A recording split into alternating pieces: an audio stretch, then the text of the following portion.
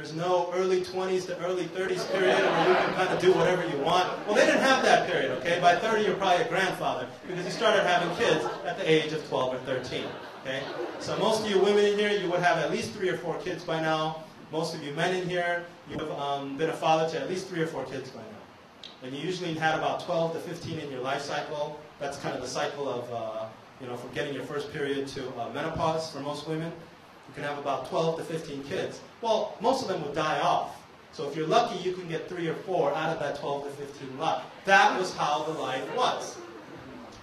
Grand life, huh? Now, how did Nebuchadnezzar, okay, get the allegiance of these young people? So when it says young man, they're probably talking about someone that's not quite, not quite 20, probably somewhere between 14 to 17 in that era, which is probably equivalent to like 18 to 25 in our age. So people right around your age, maybe a little bit older. Now, if you were taken off by a foreign government to serve them, do you think you would, coalesce to their demands so easily? No. You're an American. You think like a certain person. You're from Berkeley. You think like, I don't know what Berkeley people think like. The only thing I know is one of my friends, he's a professor at Stanford, the medical school. And I'm like, well, what do you, so I was kind of preparing for this. I'm like, well, what's the difference? He goes, yeah, Stanford kids are a little more nerdier, and Berkeley kids have Stanford envy. I don't know if that's true. That's what he said, okay?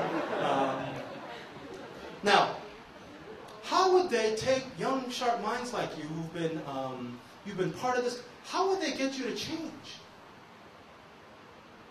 I would think, well, intensive classes like we're doing now, right? Just indoctrinate young people. But at this stage of the game, you're not convinced so easily, are you? You're not. What was the technique that Nebuchadnezzar used? It is the most brilliant technique ever to get young minds to follow him. Look at verse 5. So his strategy to teach these young people the language and literature of the Babylonians, look at verse 5. The king assigned them a daily amount of food and wine from the king's table. They were to be trained for 3 years, and after that they were to enter the king's service. Among them were some from Judah: Daniel, Hananiah, Mishael, and Azariah. The chief official gave them new names. To Daniel the name Belshazzar, to Hananiah Shadrach, to Mishael Meshach, and to Azariah Abednego. Let's stop here. There's nothing in here that says that he got them to study in master classes. There's nothing in here that says that he enrolled them at the University of Babylon to teach them that the Babylonian way was superior than the Jewish way. There's nothing in here that says any sort of academic learning took place initially. The academic learning came as a servant to something else. What is that something else?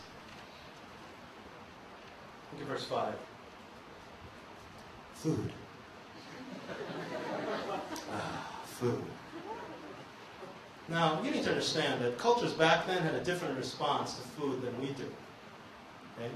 For us, at least in our culture here in America, food is what? It's something that you have a choice of, right? You pretty much get to eat whenever you want. If you're hungry, you get to eat, right? I mean, no one here is starving, right? Well, you might be starving now. You ate some of that spoiled chicken and then,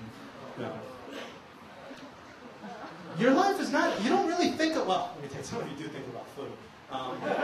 Food doesn't run your life. In other words, you don't make daily decisions based on what you're going to eat.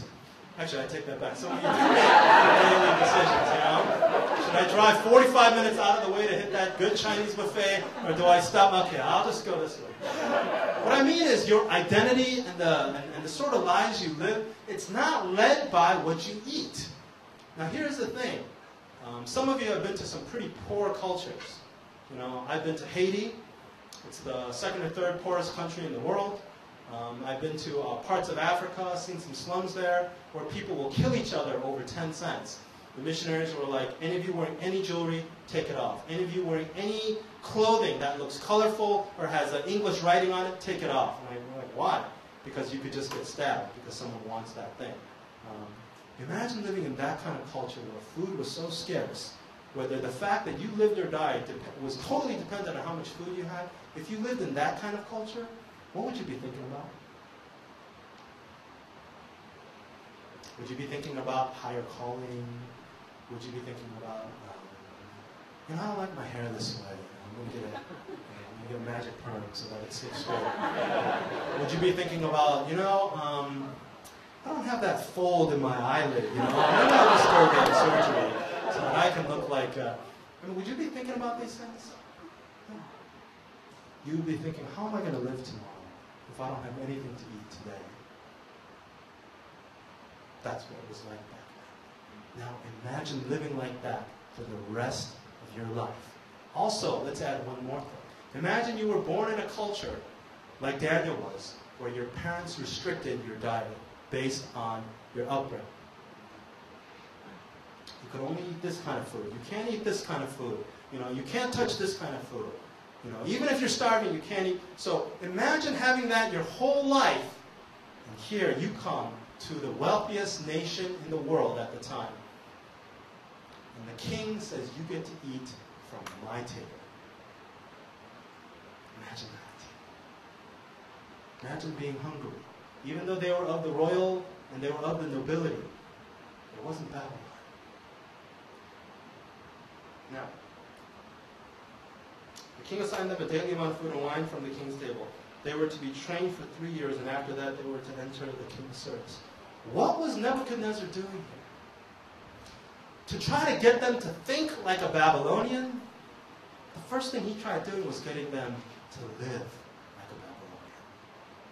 He thought that if I can just get these guys hooked on my food, if I can get them hooked on this lifestyle, if I can just get them hooked, they won't ever want to go back. They won't go back.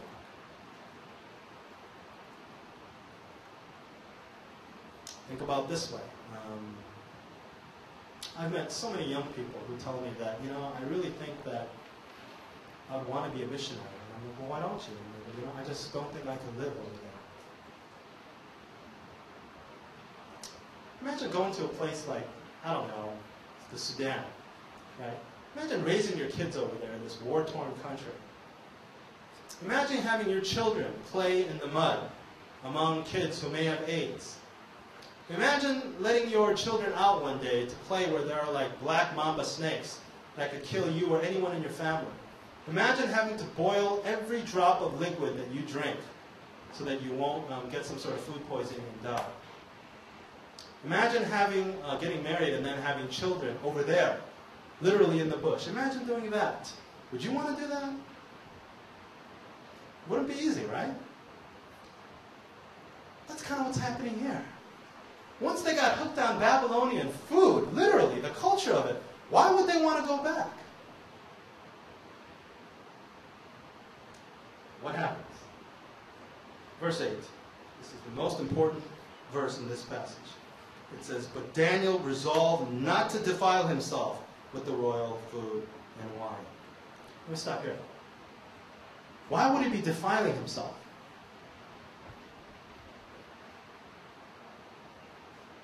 You see, the Jews had a code to live by. And God had set these laws, and he told his people, this is how you are to live. However, those laws could have been broken if there was no other choice. In other words, it wasn't the 10 Commandments. Now, any reasonable person in this situation, would have been like, God understands. Right? I mean, look, I've just been captured, they've taken me prisoner here. I can't do anything. Well, if I don't eat this food, I'm going to starve. I'll just take it. And I'll thank God and I'll pray. But Daniel, this young man, he said, no, I'm not going to defile myself. And you know why? Because he knew that once he gave in to this, he would give in to the next one. You know what the easiest way not to fall off a cliff is? It's very easy. Just don't go near it. If you start going, you're giving yourself a great chance to fall over. Right? Some people tell me, Pastor, a guy said this to me. He goes, I have this girlfriend and I really love her, but I don't know if we're going to be married, and I know that I shouldn't, sin sexually with her. What can I do?